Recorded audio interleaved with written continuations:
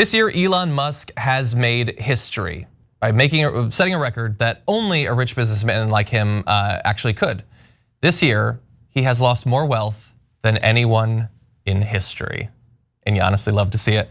So he lost more than $200 billion over the past 13 months. To put that in context, it is roughly equivalent to the GDP of Greece.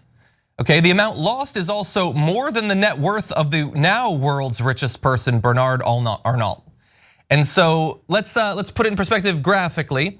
So over the last quarter, if you take a look at this, he's lost, I'm gonna say somewhere around $90 billion just in that one quarter. I haven't been paying attention to the news, so I don't know what he's been up to in the last quarter. Probably rigorous due diligence on his business obligations, I assume. But over the course of the year, if we bring this up, you can see that there have been ups and downs, and it's entirely possible that he could totally reverse this, but the trend, especially in the last quarter, has been devastating. And overall, he's lost just about half of his wealth through the course of just this year. What do y'all think? Well, first let me start by doing this. Super sad about it, and I don't know how he's going to survive on the 130 billion or so that he has left. I think that he should probably do more damage to the world and try to make more. But okay, look, I think one of the interesting things that we have learned this year through the Elon Musk saga is that basically we have gotten it through our mainstream media, this cultural brainwashing that the rich are really smart and that they have earned everything. It's meritocracy, right? You hear that all the time. So if Elon Musk has 338 billion as he used to in November 2021, then he must have merited the most amount of money. He must be the person most full of merit in the world. But what's weird is all the merit that he lost in the last 12 months. All of a sudden, he's a less meritorious person. No, wealth comes from a lot of different ways. Inheritance, his dad owned emerald mines, his mom was a model. I mean, he grew up in tremendous wealth to begin with. He went to Silicon Valley where, I mean, you could just walk down the street and make $500 million in that era. So I'm not saying that he didn't earn any of it. He's not like Donald Trump, who's a clown of all clowns and has never done anything but lose money.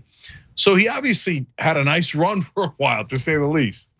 But you can see here, they're not some sort of demigods. They're just regular guys. And as you see him bumbling and fumbling hundreds of billions of dollars away, you see that that mythology that media told you was never true in the first place.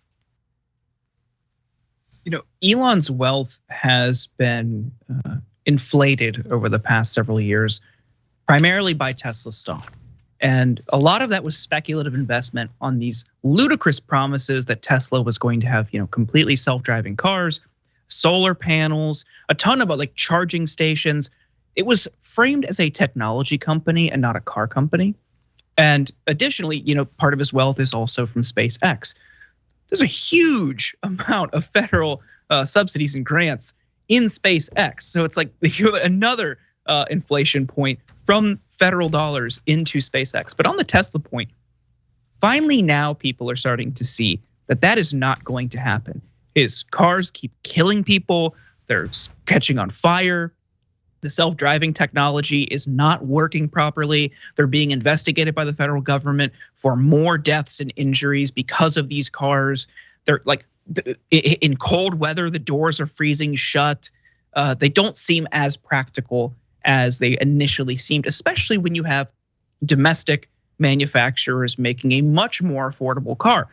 Because Teslas are at such a high price point, they're relegating themselves to a niche market where really the only people who want them are the wealthy or people in his cult of personality. They are going to be the ones that keep shelling out 50 grand for a car when you have a 20 or 30 grand domestic alternative that's much more reliable and doesn't have all these extra bells and whistles that put you in more danger and put people around you in more danger. If you just want an EV, you can get one, a union-made domestic EV. It's out there. So I saw this, I can't remember who wrote it, but I saw a piece last night basically saying the reason that the stock is tanking beyond his behavior on Twitter, which is a big part of it, it's that investors are really starting to realize that auto manufacturing is not a winner take all game. It never has been and it never will be. There's always going to be a ton of competitors that keep prices low. And when they keep selling these cars for 50, 60, 70 grand, they're just gonna get priced out. People aren't going to wanna pay for it when you have a more reliable, cheaper alternative. Yeah, I'm gonna jump on that for a second too, because Jordan makes a really great point. Tesla stock was the most overpriced stock maybe in American history. It was absurd.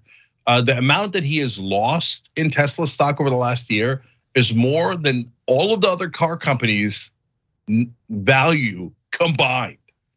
That's insane. That's insane. That's how much it was overvalued, let alone what it's valued now.